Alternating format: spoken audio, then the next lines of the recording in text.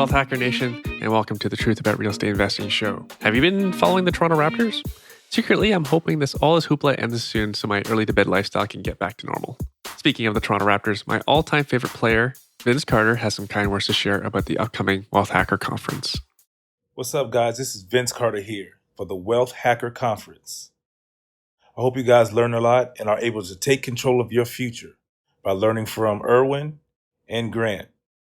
Some good stuff here, so I hope you guys are paying attention, have fun, and be easy. Take care. Like Vince says, we are including the leader of the 10X movement, Grant Cardone, as our keynote speaker on November 9th, 2019 at the Toronto Congress Centre. Plus, my friends and I will be sharing the best secrets of the rich, including 10X mindset, six-figure income with only 15 minutes a day option trading from your phone, earning income like a bank passively, better returns and more stable than the stock market via private lending, investing in real estate, and covering many aspects, including apartment building investing, raising capital, so using other people's money for down payments and renovations, Airbnb, student rentals, accessory apartments, land development, and so much more. We'll cover so much more with our Wealth Hacker friends who do no theory or BS. Tickets are on sale now at www.wealthhacker.ca.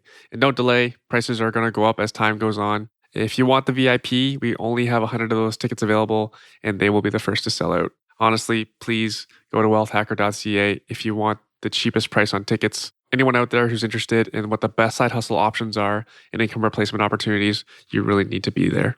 This week's guest is a special guest. I've been trying to get Greg on this show for quite some time. He's been on a 4 or 5 year hiatus from the public spotlight, and his name is Greg Habstritt. Greg has spoken on many of the biggest stages in the world of entrepreneurship, including 10x times for T. Harv Eker. He's spoken on stage at Dan Kennedy's Super Conference. Plus, he's hosted his own stage, and he hosted Sir Richard Branson of Virgin, the Dalai Lama, Stephen Covey, the crazy best time seller, like crazy successful best time selling author of 7 Habits of Highly Effective People, and Brendan Burchard, who Forbes, I believe it was Forbes that said that he is the #1 coach out there. So obviously, Greg is kind of big time. Prior to 2010, every attendee of any entrepreneur or real estate workshop and related social media followed related social media. They knew and admired Greg, but he gave it all up. And he's here sharing his truths about real estate investing, including his being able to amass a portfolio of over $100 million and almost going broke twice. Also, along the way, he gave up his coaching business, and he shares what his current focus is on. As always, my personal notes are included in the email distribution of this podcast. So if you want the notes that I took during the show, and if you want to get these episodes, future episodes, delivered right to your email inbox, go to truthaboutrealestateinvesting.ca and just register on the right side, your name and email. That's it. Simple as that. So without further ado, I give you Greg Habstritt. Greg, super happy to have you. We'll do your bio afterwards, and I usually recount what we discuss in the interview to introduce the episode. But anyways, super excited to have you. I don't think you know that, because I remember seeing you speak. I think it might have been 2009 at a real estate investment network. And at the time, you were telling us how to, as an investor, how to work with real estate agents. Right. And that talk has always resonated with me. Because I got my license in 2010, and still like what you taught was resonating with me, like how to, even though you were talking from the investor standpoint, how to work with realtors, but still I still was using what your teachings as working as a realtor for investors, and just being flexible and, understanding where the conflicts are and to how to do my best to navigate those things. So that's cool. That was a long time ago. That was like the late 2000s. The roaring 2000s. The roaring 2000s. Yeah. Okay, so we're going to jump around the storytelling. So can you tell us a little bit about what life is like today? Man. Well, since 2009, so 10 years, a lot's changed. So for me, let me talk maybe a little bit more macro. Obviously, economically, things have changed a lot in Alberta. I can remember, 2007, 2008, just before the real meltdown, that Alberta was recognized as the most effective and profitable economy, essentially in the world at the time. I mean, our commercial real estate was at 0% vacancy. residential stuff was, 2%, 1%. You could put through rent increases, really anytime you wanted, and just hand pick the tenant. Everything was so great. And, what drove that was there was unlimited amounts of capital slushing around the system. And 08 really put a grind on it. And I saw that not only in Alberta, but of course, around the world. We had some investments in the Caribbean. And the moment that the credit crisis started to take shape and people realized what was coming, literally the credit system just froze. And I can actually remember standing on stage, and at the time it was at a T. Harv Eker event in Las Vegas. And I can literally remember this would have been probably October 08, and Lehman Brothers had just collapsed. And I remember saying on stage that there was a genuine fear that you were going to go to the ATM and your bank card was not going to spit out money. Like, that's how scared people were of the financial system being on an absolute, the brink of collapse. And it was. I mean, that's how bad it was. And so, the government, in particular the U.S., because the Fed is obviously, the U.S. dollar is the world reserve, they just pumped unlimited amounts of money back into the system to try to keep it floating along. And so in that context, things changed. It was so incredible. And of course, we had the oil sands, and everybody was coming to Alberta, record investments of hundreds of billions of dollars a year in Alberta. Fast forward to today, and we have commercial real estate office buildings, for example, in Calgary, vacancy is about 26, 28%. Depending on who you believe. And that's published. That's like what they say. That doesn't include the shadow inventory. So there's a whole bunch of space that's technically leased, but that's empty, and nobody's actually occupying. So somebody's paying some of the expenses. So if you look at the real numbers, it's even scarier than that. And what's really driven that, it's a number of black swans for Alberta. Obviously the pipelines have been one of the real drivers of this. And I have lots of friends and family that are in oil and gas here in Alberta, and it's been absolutely brutal on people. And the confidence has gone away.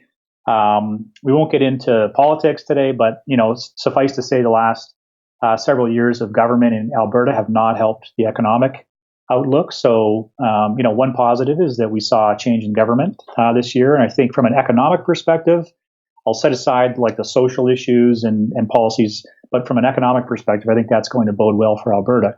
The problem is we're in such a deep hole now, it's going to take years to even sort of recover and start getting some of the investment to come back into the province. And that's assuming that the federal government actually pushes through a pipeline, which I have serious doubts about. And I think that's going to depend on who gets in the fall here. So the context of kind of Alberta, and I'm in Calgary, born and raised, it's been a difficult place to be. Unemployment is twice what the average is in a lot of other cities. Calgary has the highest unemployment, I think in the country, other than perhaps, out on the East Coast. So for me, I was, as you know, like in 09, like I was doing a lot of speaking. I had a coaching program. I was focusing a little bit more on entrepreneurs and marketing as opposed to just real estate, because for me, like I love teaching, I love coaching, I love, turning light bulbs on for people. And I found real estate was a little bit boring for me. It was kind of formulaic. There's only so many ways that you can, come up with a creative way to find motivated sellers. And so I started, when I was doing my coaching programs, I realized that a lot of the real estate investors that were in trainings were entrepreneurs. So they had a business on that they were running day to day, and real estate was really what they were trying to do with the money that they were making from their business. So it was kind of like they wanted to use it as an investment. And so I got really interested in entrepreneurs, started coaching them, and that's the kind of stuff that I love. So I did that for several years along with all the real estate. Obviously the market shifted a lot, 2009, 10, 11. And I got pretty heavily focused on internet marketing, online marketing, doing coaching and selling programs online and speaking at events, things like that. And of course, we were putting on our own events. And I got to the point where I had a young child. I've got a son named Cooper. He just turned 11. And back then he was young. He was 3-4 years old. I was traveling. It was a grind. The whole speaking marketing, whatever you want to call it, that world is very difficult and it's a grind. There's just no other way to put it. So I didn't want to be away from home as much. And so I thought, I want to get out of this whole coaching and online marketing and affiliate marketing stuff. And I want to get back into the real business world because I kind of felt like, I'm teaching people how to build and grow businesses and everything, but I'm an online marketing and I'm a speaking guy. Like that's not a real business. Like that's what I used to think to myself, because the problem with it is the moment that you stop doing your active part, the business goes away. Like think of like the most successful speaker in the world, Tony Robbins, right? Without a question, for decades. But the problem is Tony Robbins still speaks, because if Tony Robbins stops, the Tony Robbins company basically withers and falls apart. They can't do it without Tony. Right. So I saw that was part of my future, except in obviously a much smaller way. But essentially, I had a job that I couldn't quit. And you're not really building a lot of equity in that kind of a world. That's why it's very difficult for a speaker to take a big business that they've built up and actually sell it to anybody, because it's their name is really what it's about. So I decided, I don't want to keep building and not building equity in something. So I want to start a new, get into a real business. And so in 2000. Sorry, Greg, to interrupt. For the listeners' benefit, how many stages, what cities? Because for the listener that isn't familiar with who you are, like you were like top of the game. Like, so I want them to understand like how many stages were you speaking on? What the size of audiences? Just to give some, just so folks can quantify. I was speaking a lot. So I was speaking at events like I spoke at probably 10 different T. Harv Eker events. I spoke at, let's see, some of the speakers that we had at our events, because that was the thing. It wasn't just me going and speaking. We also did our own events as well. But I spoke at events like Dan Kennedy's Super Conference, a lot of the different, the big sort of stage programs. And then we did a lot of events. So, the key event that we did, and it was actually in 2009, that we were best known for was, it was in Calgary, and it's 10 years ago today, which is hard to believe, but it was Richard Branson, the Dalai Lama, Stephen Covey, and then about 30 other, people, Brennan Burchard, Evan Pagan, Michael Gerber, or Michael Gerber was at another one of our events, not at that event. The list goes on and on and on. And so I spoke a few times at Mind Valley events, and I was dealing with, in the affiliate marketing world, typically we were in the top 3 or 5 of all the affiliate launches with people like Evan Pagan, Jeff Walker, Dean Graziosi, all those guys. I was in like meetings or masterminds with a lot of those guys. And that was my world. And so those are some big people. It was fantastic. It was we won a bunch of cars, and because we would win, I won Brennan Burchard's launch one time, and we won a brand new Tesla. And again, that all sounds great, but it's a lot of work and it's a lot of grind to do it. And it just wasn't the price that I was willing to pay. So I decided that I really wanted to get back into a sort of a real business where you could actually build equity. So one of my coaching clients had hired me as a coach a month after she had started her business. And I coached her for 3 years and gave her some direction. And she seemed to she was one of those coaching clients that was great because she listened to everything that you said. She didn't try to like take your advice and make it better or ignore that piece, but do this instead. And so she was getting some success, and I saw the opportunity in the business. And so I decided to wind the coaching program down and my speaking. And at the time I guess this maybe gives a little bit of context. We had it was about 140,000 people on our email list. So, we could send an email out for an affiliate product or whatever and generate $50,000 in sales. And it was a hard decision, but ultimately where I got to was we decided we're just going to shut the list down. We're just going to delete it. And because my personal, Wait, hang on. Yeah. Sorry, it's deleted. You can't get it back. Yeah, we talked to people, that wanted to buy it. Like when I told, kind of my high level friends and stuff that I was going to be moving away from it, they're like, "Oh, well, we'll buy your list." And I could never get past the point that, I always looked at my list as like individuals. Like when I thought about my email list, I thought about some of the individuals that I knew that were on that list.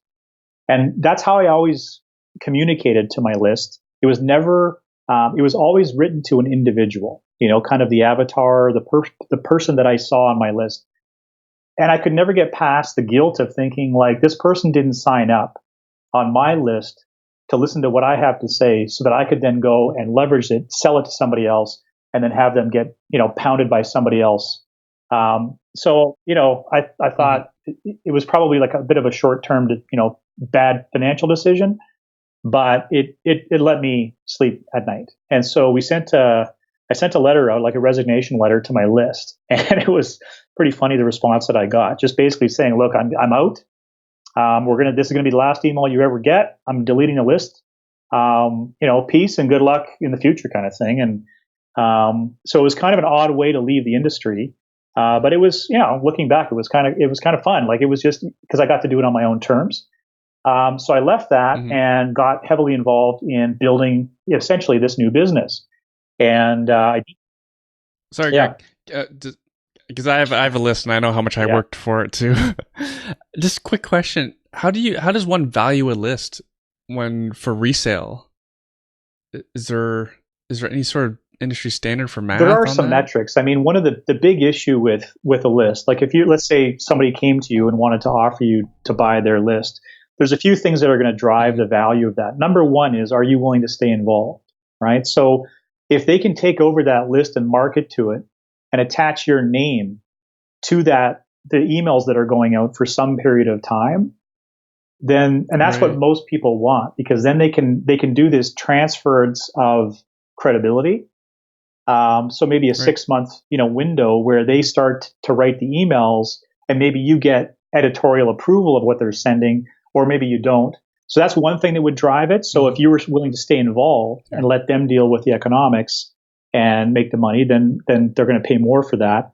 Another thing is responsiveness of the list. So you would need to show, for example, what are your open rates?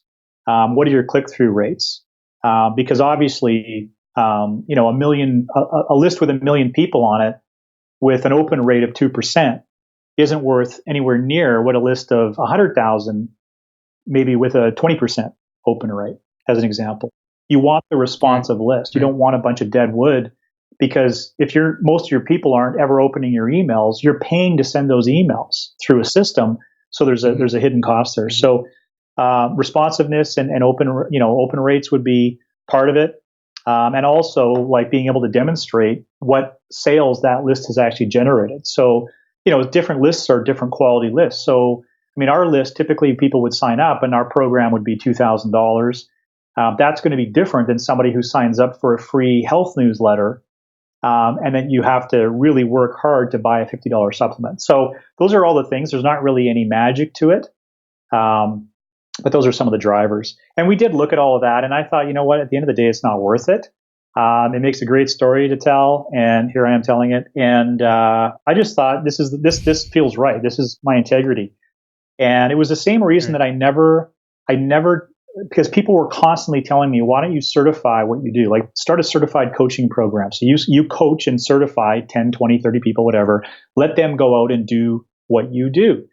And whether it was hubris or naivete or whatever it was, I just never believed. I just didn't think that I had the ability to teach people what I did. Because when I'm in a coaching session or I'm on stage and I'm on my feet, it's all in my head. Like I just have this ability to cut through to what somebody's saying and see what the problem is, and communicate, complexity in a simple way.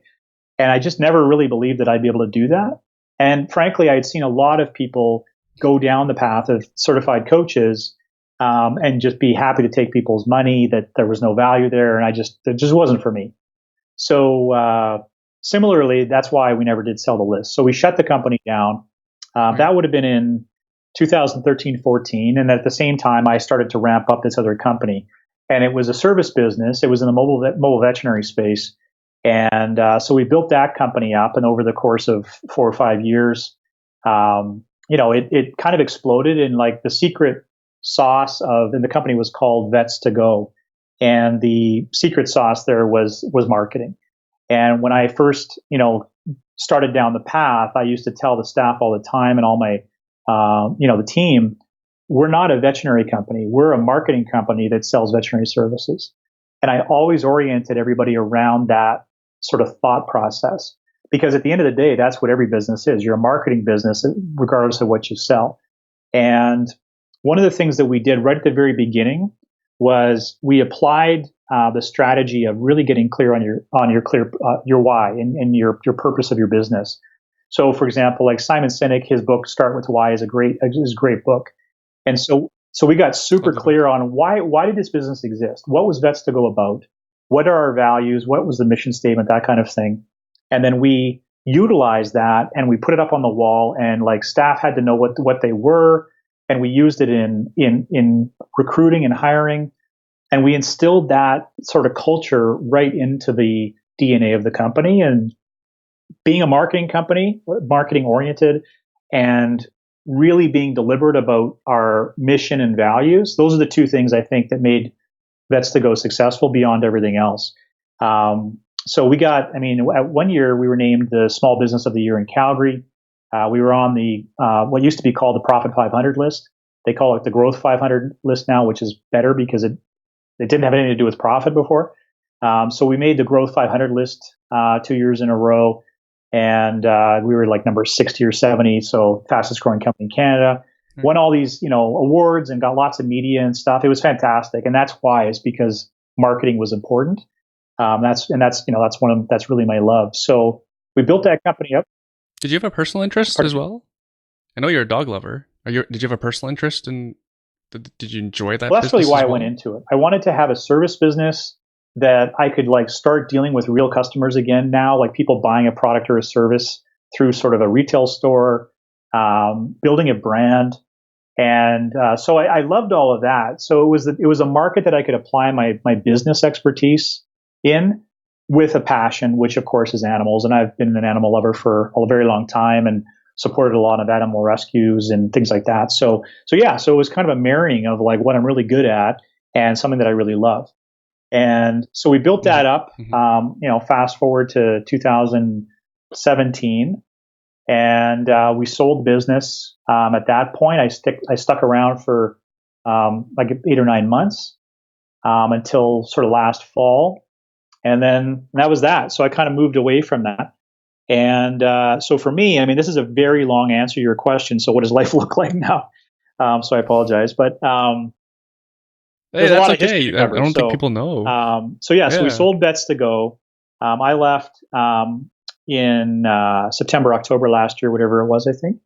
And so since then, I've done a little bit of consulting for a couple of different businesses, but really I've focused on slowing down and being deliberate about not starting up 3 more projects. Because, I mean, the practical reality is what I've learned about myself, and this is true for a lot of entrepreneurs, is that we tend to fill our time up with busyness and starting new projects because it's all very exciting. And one of the things that I think, for a long time I had this aching sort of nag in the back of my mind is that, am I comfortable not doing anything? Or do I always have to be doing something to be feeling productive or like I'm creating value? And that's one of the things I've learned about myself, is that I have a really tough time just sitting doing nothing. Or for somebody to ask me, hey, what are you up to these days? For me to be able to say not a whole lot is really, really hard. So, honestly, I would say, I mean, it's not that I haven't been up to anything. It's just I haven't been up to a lot of big, public, exciting things. And so for the last year, I've really been doing a lot of work on myself, because I need it. I was so distracted for so many years chasing things. And I've just come to a lot of realizations in my life about what matters. And, I've had loss. I lost my mom about 4.5, almost 5 years ago now. And that was really devastating. That was really tough. We were really close. Last year, I lost my marriage. My wife and I separated just about a year ago now. That was tough. It continues to be tough. And so those kinds of things that happen outside of your business world really start to cause you to ask questions, right? And some people will, call it a midlife crisis or whatever you call it. I call it a midlife perspective, because I think everybody ultimately is going to go through that place somewhere in their life, and some people go through it in their early 30s, and some people never go through it until like maybe they're 60.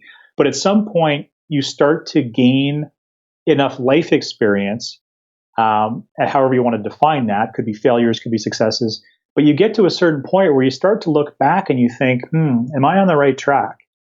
And that typically is sort of in that range of like, late 30s, early mid 40s that starts to happen to people, because I think it's because you start to do the math, right? Your brain jumps ahead and you think, well, average lifespan, whatever, 80, 90 years, if that's what you believe. And like half of that's 40. Oh my God, I'm 40. I'm halfway over. What have I got to show for it? And we all get all worked up about that. And so it's not unusual. So I would say that, through, the combination of selling my business, and having more free time, and then, having my marriage, and those are things that cause you a lot of, reflection and introspection. So it's been good. I mean, I would say this has been probably the hardest year of my life, all things considered, mentally, emotionally, everything else, and also physically, because I decided that, one of the things that I needed to really focus on was my health, right? So I've been really focused on my physical health and getting in shape and staying in shape. And I've got goals for when I turn 50. And I said earlier, I've got a now an 11-year-old son, and he's just the light of my life, and he's awesome, and he's fast, and he's getting strong. And so it suddenly occurred to me, like, if I don't keep myself in really good shape, then he's going to be able to run past me, and I'm not going to be able to keep up with him. And going mountain biking and paddleboarding and like playing soccer with him and all those kinds of things are really important to me. So I've reoriented my health to make sure that's a real priority in my life. And yeah, I'm enjoying the pause before getting too heavily, into my next project. And I've started to do some writing, and I think that may be one of the sort of next steps for me. Is I'll be honest, I totally miss speaking. I love being on stage. I'm more comfortable on a stage in front of 500 people than I am in a conversation with 3 people. I mean, that's just the way that I am. And but I don't miss the business of speaking, and for a whole myriad of reasons. And so what I'm looking to do now is to start getting back involved, going to some events, enjoying myself, and sharing what I know and some of the lessons and the mistakes that I've made, without being too attached to, well, what's the means to the end, right? Why am I doing this? Am I going to build a speaking company? Am I going to sell a book, or like who cares? Like, that's kind of my attitude right now. I'm just going to do it because I want to do it. And so that's kind of where I'm at right now. So I work from home. My house is across the street from my kid's school, so I'm here when he leaves and here when he comes back at the end of the day, and I love that. And yeah, I'm just getting to know myself, I would say, a little bit better, and starting to get more comfortable with just being and not doing. So. Mm-hmm, mm-hmm.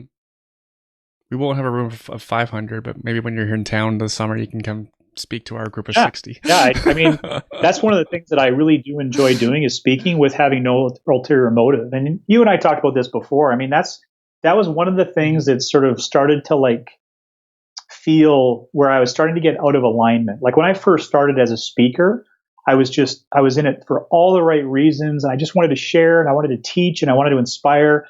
And I think that's why I grew quickly, and my speaking business grew very quickly, is because people could see that. They could sense the integrity, the authenticity.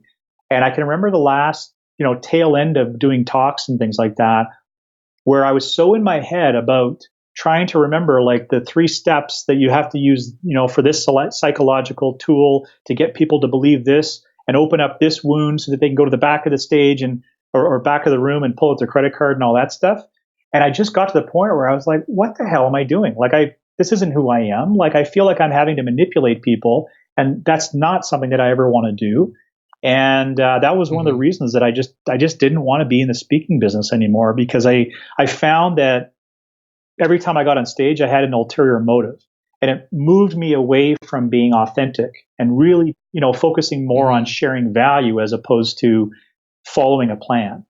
And, kudos to people that speak on stage and like, I don't take anything away from anybody.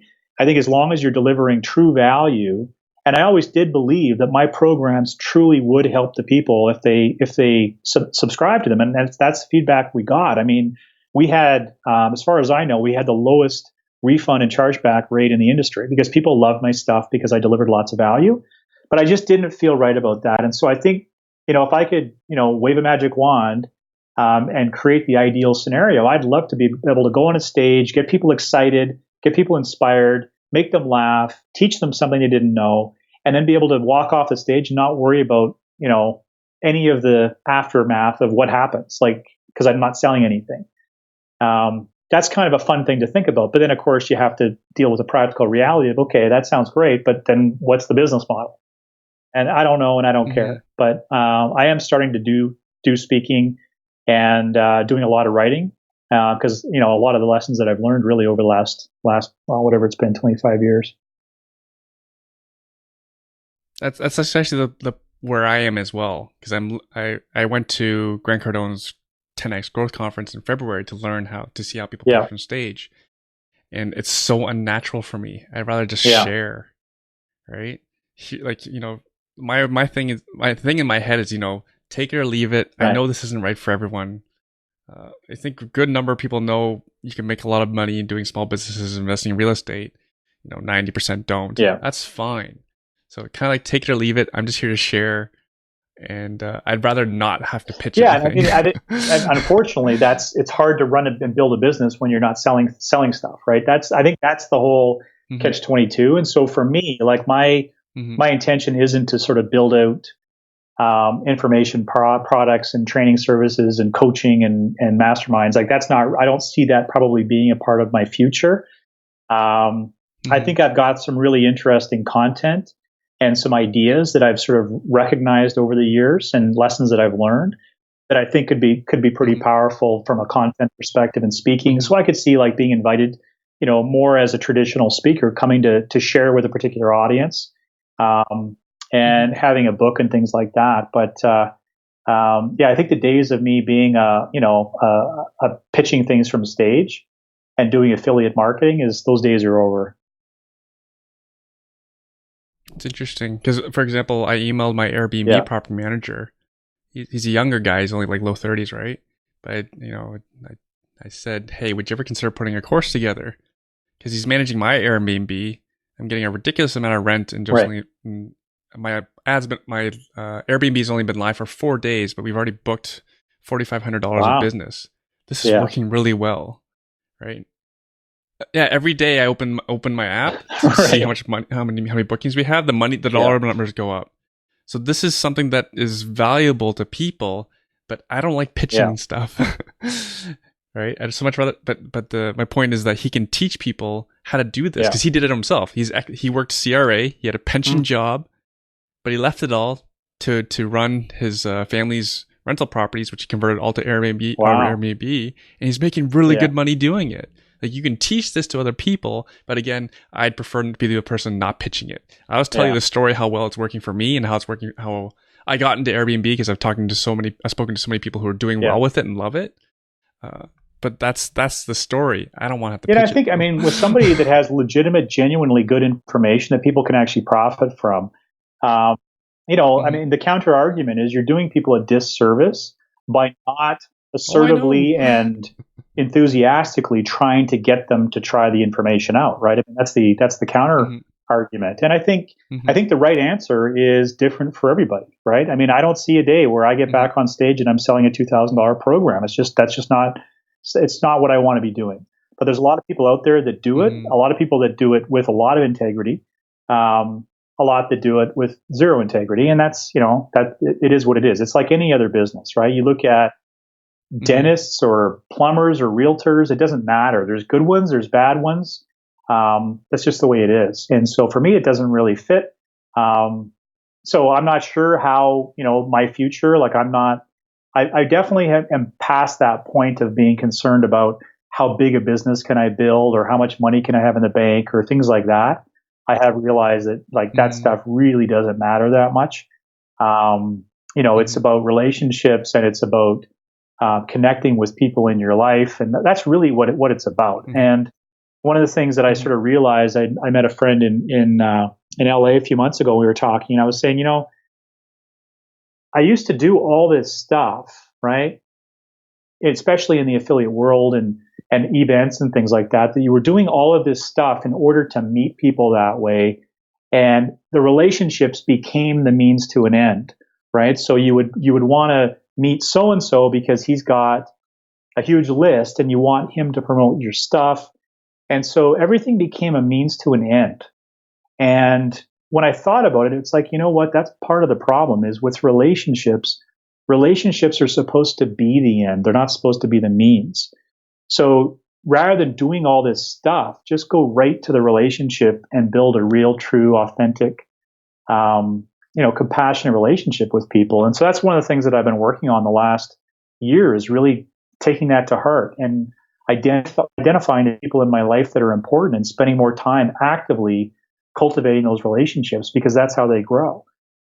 For me, it's not about, there was a day when it was like, how many doors do you have? And, what's the portfolio worth and all that kind of stuff. I mean, again, at our height, we had over $100 million in our portfolio.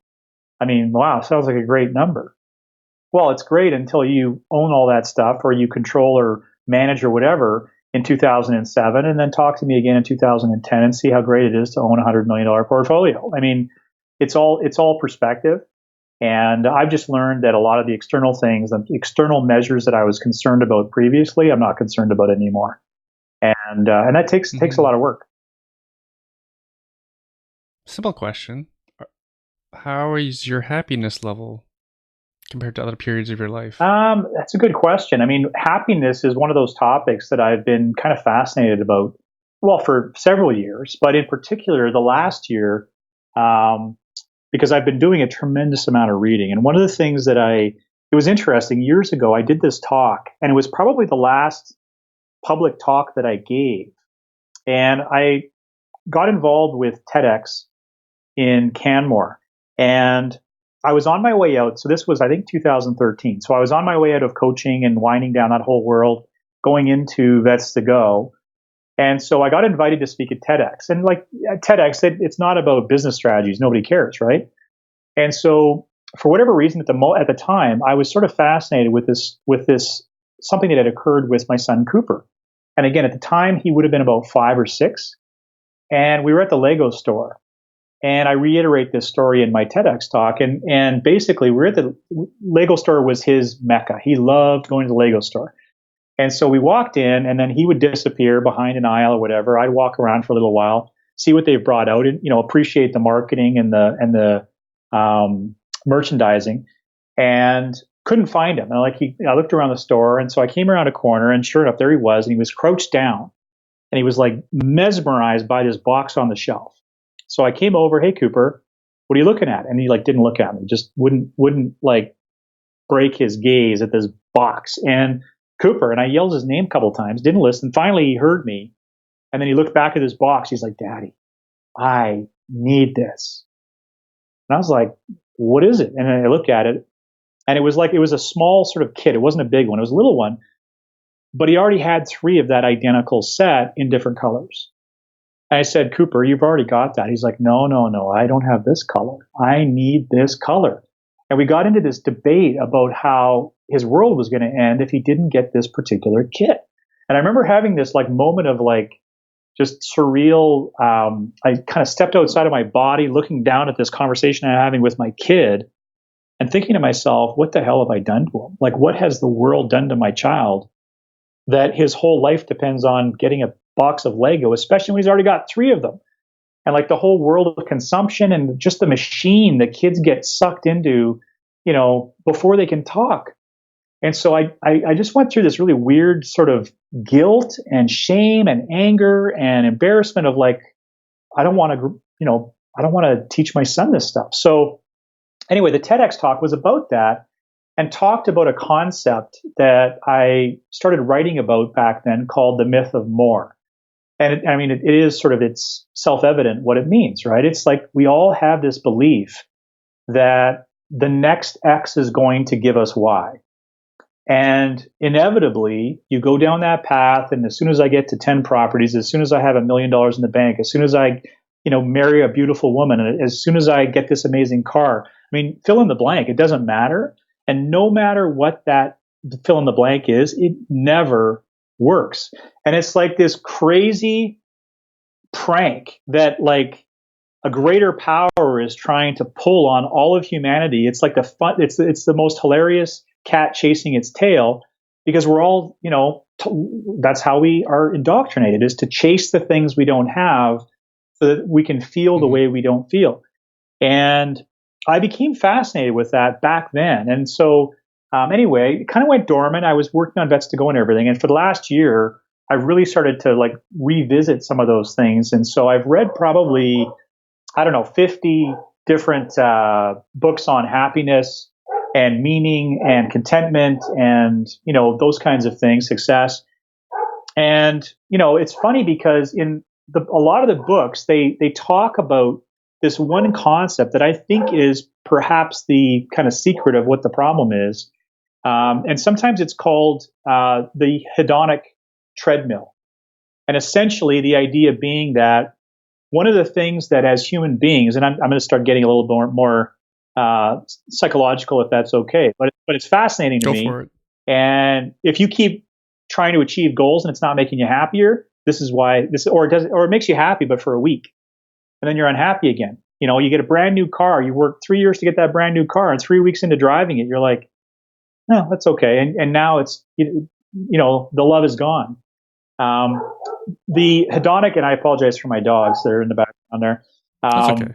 The hedonic treadmill essentially it's a setting that we have as human beings, and it's how we survive. And what it does is basically we all have sort of a set point in terms of our level of happiness, you could call it. And when something really good happens, there's a spike in the happiness level. So for example, somebody winning the lottery, or something that just comes out of the blue that's just like you would have never dreamed of. It's so amazing. So on the upside. Then on the other side, things happen. Like let's say somebody who's a lifelong runner, and then out of nowhere, they're in an accident, they lose the use of their legs. Like their whole meaning of life goes away. And now they're forced to suffer through being able to think about that every day for the rest of their life, right? So that's a pretty awful, traumatic thing to go through. But what's interesting is all of the research is showing that no matter what happens, with very few exceptions, like one of the only exceptions is, for example, the loss of a child. Like that's something that is often you never recover from, because it is so purely devastating. It's so unnatural to lose a child. But almost everything that could happen to you, good or bad, you'll have a blip, positive or negative. But what happens is your brain starts to adapt and readjusts you back to the way it is now. And what that means, to put it a different way, is that it doesn't matter what you achieve in a week from now, because in 2 weeks from now or a month, it's really not going to mean very much anymore. So we're constantly dissatisfied. And it's because the way that our brains work is our brains are incredibly adaptive. And it's because from survival techniques. So for example, you walk into a room, or let's put it in the context of real estate. I'm sure you've been to some of these properties where you walk in and you can smell, like somebody cooked curry in here like 3 days ago, right? There's that smell. It's instantly noticeable. But 10 minutes after walking around in that house, if somebody asked you, you can't smell the curry anymore. And it's because your brain literally takes that stimulation and dials it down, because it's recognized that, okay, let's dial that down and get it out of the way. Because if you kept stimulated on all the stimulations at the same level all at the same time, you'd go insane, because you couldn't focus on anything. So, that's essentially what our brain is constantly doing. And so it's the same way that, you buy a brand new car, it's stimulating, it's beautiful, it's new, it's fantastic. But what your brain does is it basically down levels the amount of pleasure that you're going to derive from it. And so we're all constantly chasing the next thing that's going to make us happy. And so at the end of the day, one of the things that you have to come to realize as a human being is that you're probably never going to achieve that perfect place of happiness because it doesn't exist. I mean, happiness is choosing to be joyful in the moments that you're going through day to day. And I know that sounds really trite, but this is some of the research and some of the thinking that I'm starting to work through. And I call this it's the adaptive dilemma. That's what I call it. It's the dilemma is you're constantly trying to improve yourself, but the moment you improve yourself, now that improvement has less value because you've achieved it. Now you have to achieve again. And so it's this constant, that's why they call it the hedonic treadmill. So that's kind of my take on it. And you'll see it in a lot of success literature, a lot of happiness research. So the moment you recognize that, you start to make different decisions because you start to realize that if you're chasing something for the external happiness of it, then you're probably going to be disappointed. And it's one thing to recognize this, of course, and it's another one to actually really believe it and practice it and be okay with it.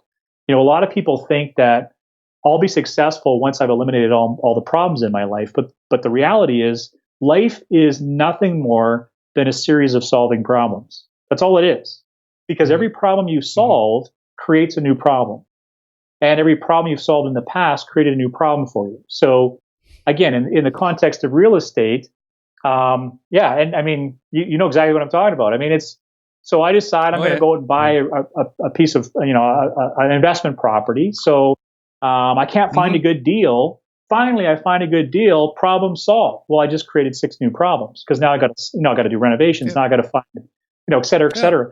And so one of the things that I living it right now. Well, what I see the distinction between people that are happy, that are enthused, that are like satisfied with where they are and where they're going, and people that aren't, is the people that are settled, let's say, with their contentment, they recognize that it's not a destination we're trying to arrive at. They've accepted the fact that life is not all about being happy. You're never going to reach that point. So it's about doing things that matter, that have meaning to you, and recognizing that you're always going to have problems. And the measure of success isn't, do I have, problems today? The measure is, do I have the same problems as I had a year ago? That's really how you can measure whether you're being successful, because if you're dealing with the same problems, you're being kept in the same place.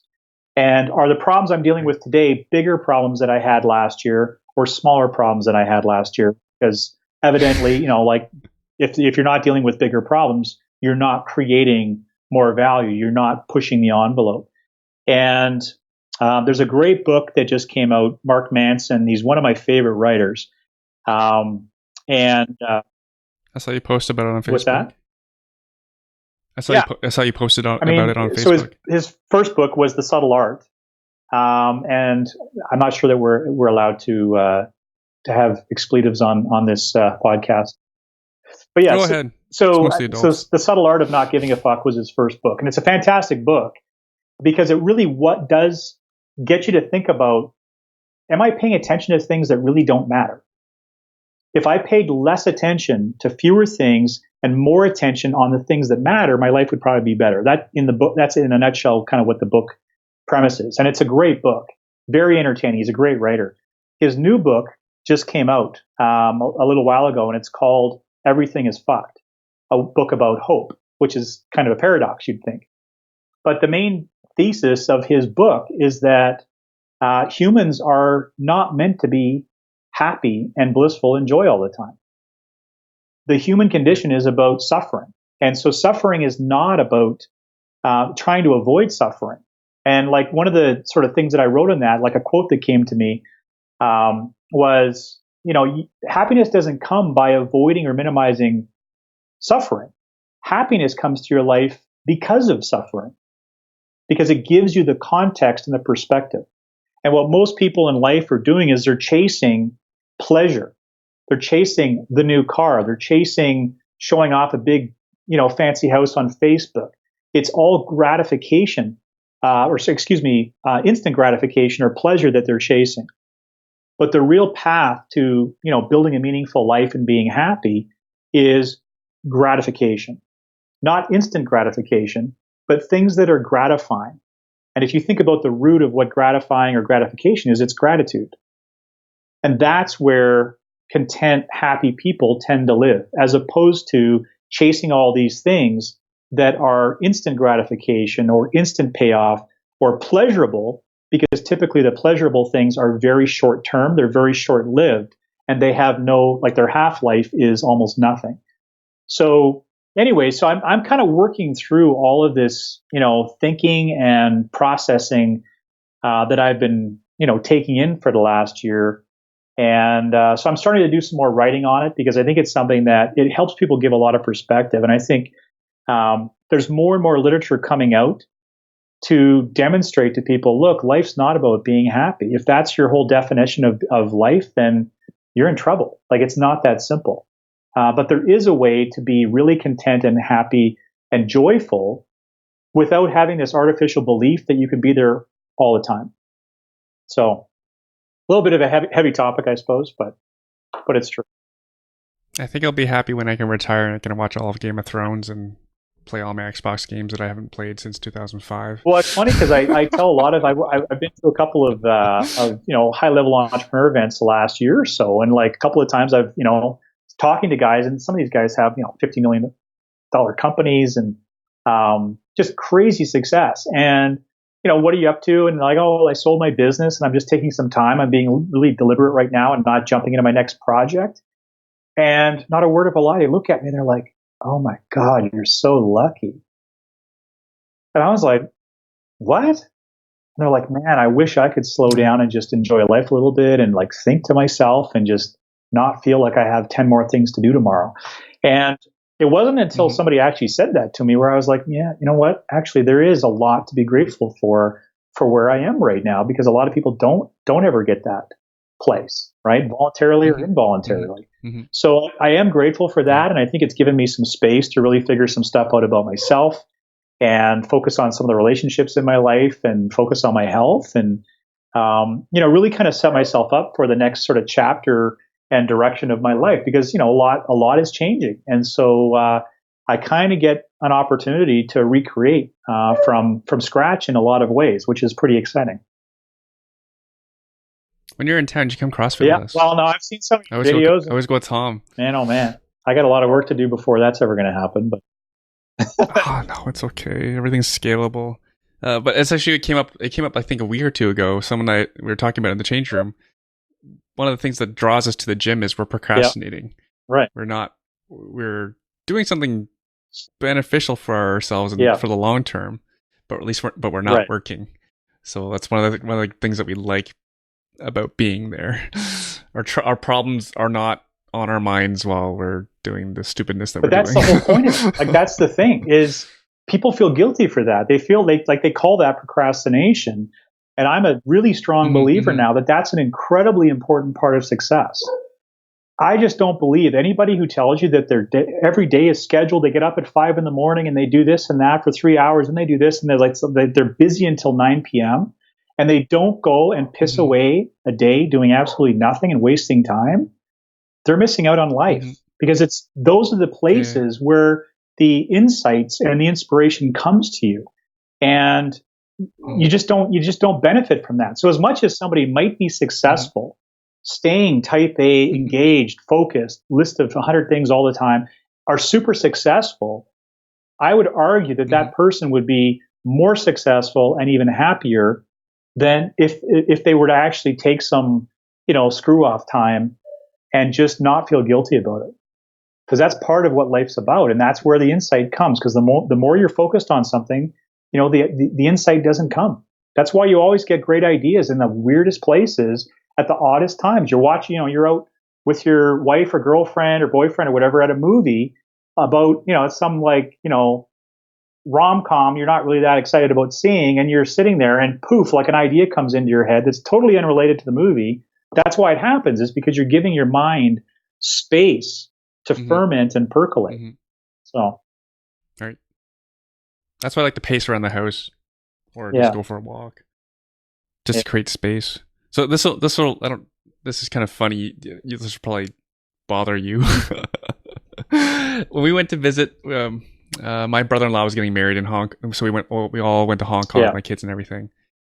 So a bunch of our family have not seen our kids ever, or they haven't seen them for like 2 years, or they haven't seen us either in like 2 years.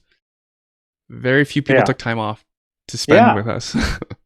Other than Sunday, and they thought that was a lot. They took Sunday, they didn't work Sunday, spent Sunday with us. Other than that, we didn't see them until like late dinner or for breakfast. Well, late dinner because they all work I late. mean, you have to ask yourself, what's the point of life, right? One of the things Yeah. that, a good friend of mine, I've known him for a long time. His name is Jimmy Shields. He's spoken at some real estate events, I know Jim. Yeah. and I met Jimmy and Brian probably Brian. in 2005, 2006. I've known them for a very long time. Oh, that long And ago. I brought them up to speak at my events in like 06, 07. And that's how like they met a whole bunch of people in the Canadian real estate investing world. And one of the things that Jimmy, posted about, because his whole thing is board meetings and what he calls 18 summers. And basically the point that he makes is that, as a parent, you only get 18 summers with your kids, if that. And beyond that, you can't count on anything. And, just that is a pretty, gives you perspective. But the other thing that I saw him post one time, which was hugely, it really impacted me, was by the time your child turns 18, you've spent more than 90% of all of the time in your life that you're going to spend with that child. And if you think about it, it's true. Like they live with you for the first 17, 18 years of your life. You see them every day, all the time. Then they move out. Most of your time of your life spent with your kids is by the time they turn 18. Mm-hmm. So mm-hmm. when I heard that, I was like, oh my God, like I never thought of it from that perspective. And that's one of the reasons why I've adjusted a lot of my life. I just refuse to, I would not do a project or do work today going forward that would take me away from Calgary more than an occasional trip here or there, because I'm not willing to sacrifice that with my son. And that's the number one role for me on this planet, is being a great father, whatever that means. And, I take it seriously. And so it's, again, it comes back to the relationships in your life, and that's become, a real touchstone for me. And, I look at other parents, and I go to all the school things. In fact, I was there this morning. They had a little pancake breakfast. And so I went, and I was one of the few parents that was there. And if I'm there, there's rarely very many other dads. Like out of 24 kids in the class, there might be one other dad that does field trip or whatever. And I'm super grateful for that. And the most important thing is my son knows it and he recognizes it, and it gives him a huge smile, and he's super proud that his dad is there so much. And that's the number one job in my life. And so I've been taking that very seriously. And I think that's where you have to start setting some priorities and really think about, like they say, when you're on your deathbed, you're not going to look back and think, oh God, I wish I would have worked an extra day every week, or I wish I would have made a little more money, or I would have owned one more property, or, whatever the case is. Those aren't the things you're going to remember. And sometimes it takes perspective to really get that. I've certainly had a number of perspective makers for me in the last 5 years. So. Just to add to that, I think what people will remember is, or the question they'll ask is, were my kids proud of me? Absolutely. Yeah, I think it's much more important than how many properties you had or anything like that. Sure. So, Greg, we're running out of time. I have to ask you about RRSP Secrets, because that's often what your name is synonymous with. The book that you wrote, RRSP Secrets. Is the strategy still good? Actually, explain high level what the book was about. So essentially, when you look at the whole financial industry, the way that it's structured, most of the investments for registered accounts, and in registered accounts, obviously, the government says, well, you can put a certain amount of money away every year and you can shield it from taxes. And so the RRSP, as an example, you put money in at the front end and you get a deduction by putting that money in. Eventually, and then everything that's in the RSP grows tax-free or for tax deferred. And then at the end, when you take the money out, they tax you at that end. But the benefit is you're getting the compound interest during that time. And then, of course, TFSA is almost the reverse. You put the money in, you don't get any tax deduction, but everything that grows in it is tax-free. So you take out whatever you make.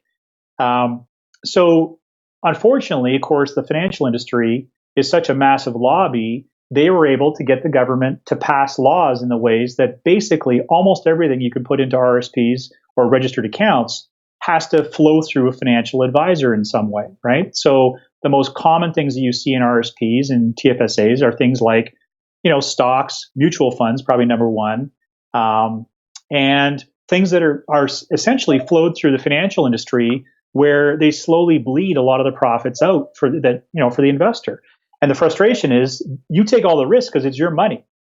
And if you make money in that next year, they take a little bit of piece and you get some. And then you lose money the next year. Well, they take a little piece and you lost even more. And the next year, so that never made any sense to me. So RRSP Secrets basically utilizes a little known strategy that you can actually use your RRSP funds to lend as a mortgage on real estate in Canada. And obviously there's a little bit more to it than that. But essentially, let's say that I had $50,000 in my RRSP account in cash, and you had a property that you were going to do a flip on. So you wanted to acquire it, and you needed a $50,000 loan. You were going to get a first on it. You're going to close, and then you need a $50,000 loan to renovate it, as an example. I'm actually doing this right now. Come to me and say, look, I'll give you a second mortgage on this property. We negotiate the interest rate. And essentially, I take my RRSP money, and through a self-directed RRSP account, typically like Olympia Trust is the biggest one, the most common one used in Canada. Yeah, just what I'm using. I tell Olympia, basically, send him my money. Olympia then takes my RRSP, makes sure my mortgage gets registered on your property, and then sends you the money. And now I have a mortgage, but it's sitting inside my RRSP account, and any interest and profit that's made goes back into the RRSP. That's essentially the strategy. And why it's interesting is because, number one, mortgages typically are going to earn a lot more interest, and it's a lot more predictable than being in the stock market, right? So you can, typical mortgages can be anywhere from 6 and 7% up to 12 or 14%, depending on, what kind of loan and loan to value and everything else. And I mean, you have to understand how to do the due diligence on how to, evaluate the investor, the property, the terms of the mortgage, and everything else. But that's basically what the book walked through, was the idea of why, first of all, you're getting so screwed by the financial industry to begin with, and here's an alternative, and here's how it works. And then the book goes into like the nuts and bolts of what you need to look at and how to make the investment successful. And so I wrote the book it was published in 2010 by Wiley & Sons. And I mean, 95% of the book is still completely relevant. Some of the information's changed a little bit. So for example, like TD Bank used to do a fair amount of trustee work, and they don't do that anymore. And so, some of the laws change, but it's absolutely still a fantastic strategy. And I'm still involved with RRSP mortgages today. So that's, in a nutshell, that's basically what it's about. Greg, this has been a blast. Hope you've been having fun, because I believe this is your first podcast. And have you ever done a podcast before? Well, I'm not that old.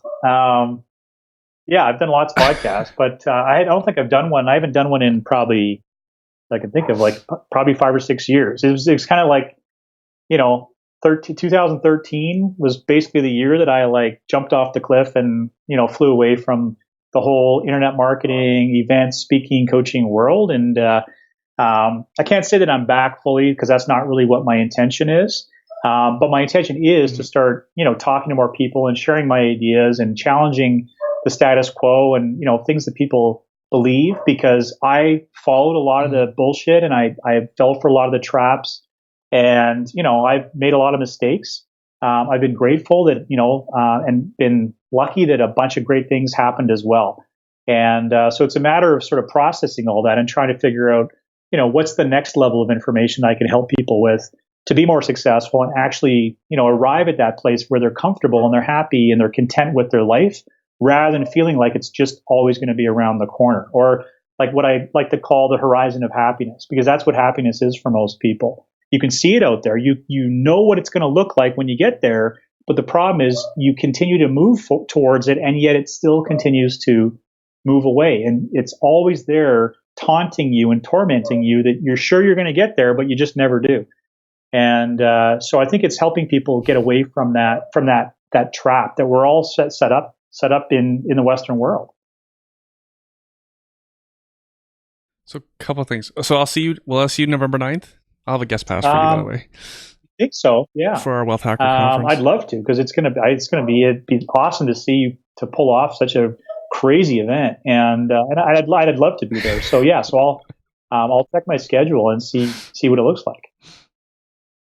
Awesome. Yeah, actually, this plays in because I was speaking to someone yesterday. He's like, "Why don't you take this to do the same thing, do it in like Montreal, Winnipeg, Calgary, Edmonton, Vancouver?" And like, dude, you have kids, that is not fun.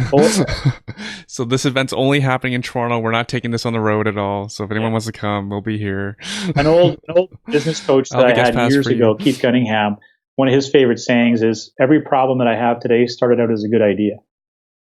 And that's exactly what that sounds like. Is, oh yeah, good idea to go to 17 cities. And yeah, I think staying focused is a really underestimated and underappreciated skill and art that you have to be successsul. Otherwise, you're constantly being pulled in different directions and going down paths you should have never gone down. Greg, what's some advice you'd give to someone starting out, maybe 2-3 years under their belt, on the path of like what you were doing?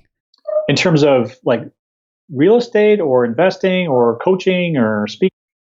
All of it. Say you're talking to yourself. What year did you start, would you say? I first started speaking. I owned a business, sold it in 2000. I put on an event in 2001. I got into real estate heavily in like 2002 and 3. I started speaking in like 2004. So 2004, Greg, what would you tell him? What are your lessons? Man, oh man. We don't have an hour. Yeah, I mean, I have to take my kids to sports class. Through this podcast. Like a lot of the things that I've touched on along the way here, in hindsight, so maybe a different way, maybe it's an easier way for me to answer it, is like, what are the lessons I'm trying to teach my son?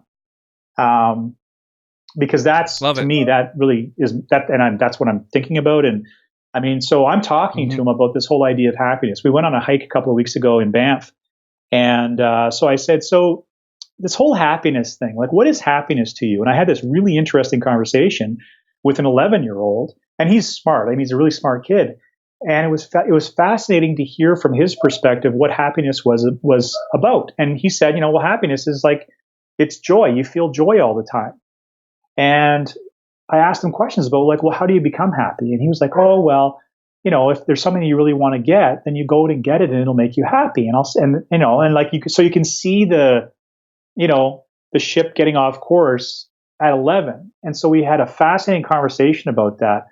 And I showed him essentially that difference between instant gratification or pleasure and real gratification or gratitude, and being grateful for the things in your life and not trying to live more in the present. And so I think if it were me, I think what I would do is I would tell myself to examine the real motivation of what it is or why it is that I want to do what I want to do. And when I think back then, I was still very much in the trap of wanting to live in a huge fancy house and drive a fancy car and show off. And when I really dug into over the years, why did I have that? Like, what was going on in my head? A lot of it had to do with the fact that when I was young, I mean, it goes to childhood. When I was young, I grew up and I was a bit of an outcast. I was on the fringe. I went to a school where there were a lot of wealthy kids that went there that lived in like the fancy, posh area of the city. And I always never felt accepted and part of the inner circle. And I can remember some, momentary, like, traumatic events that happened where I was super embarrassed or shamed or made fun of or whatever because I didn't come from a wealthy family. And in hindsight, I realized that ingrained in me, screw you, I'm going to prove to you, I'm going to make more money than you. And that became a real driver for me, in my 20s and 30s, that got me into a lot of problems. And so that was one thing. And then the other, one which is very, simple advice, but it's incredibly true, is don't put all your eggs in one basket. I mean, I put all my eggs in real estate going into the 2008 crisis, and I didn't lose everything, but I came close to losing everything. And there were people that I know. There's one guy in town here in Calgary. He's a legend. And in fact, he spoke at a couple of my real estate events in Calgary. And he was a legend and a real estate developer. And he had gone broke twice already. He'd gone through it and gone like literally personally bankrupt. And in 2008-9, he went personally bankrupt again. And it was because he never learned his lesson, don't go all in one place. And nobody saw what was coming in 08 or 9. But, my prediction is, I can't give you a time frame, but we're going to see a similar crisis that we saw in 08 or 09. It's a matter of time, because what's going on right now, they are just propping the system up. They're doing everything they can to try to keep the wheel turning, but the music's going to stop and we're going to come up to a similar collapse. That's my belief, right? Now, that could take another 10 or 20 years, or it could happen next year. It's hard to say. There's so many variables and factors that go into that. But if you are watching what's going on in the U.S. right now, the amount of nationalism and just the growing angst in the, just the collective universe right now is it's palpable. Like you feel it. There's just this weird energy going on, nation against nation, and people turning against each other, and it's awful. And so I don't particularly love like the way that the world's going right now, but that also doesn't mean there's nothing good going on. And again, Mark Manson's book, the new book that he put out, is fantastic, talking, well, why is it like this? Like, why does it seem like everybody's pissed off at everybody? And he actually looks at the fact that things are much better than they were 20, 50, 100 years ago. It just feels like they're worse. So it's all about perspective. And so I would recommend that book, because I got a lot of value out of it, and a lot of friends that I recommended did as well. So anyway, that's the advice I would give. This has been awesome, Greg. You said you wanted to write more. Do you have a website? We're going to do a blog. How can people follow up with you? Yeah, I literally in the last few weeks I've put up just a simple blog, gone back to the the basics. I've got a blog, and I've got a few different domains, but the blog is it's at my greghabstritt.com. A lot of people have a hard time spelling my last name, so it's also, if you go to mythofmore.com, it points there as well. And so that's kind of what I'm going to start focusing on. I haven't really done a whole lot of writing, at least publicly. Like, I haven't posted a lot of stuff, but that's actually literally, as we're having this conversation, this is something that I'm getting into.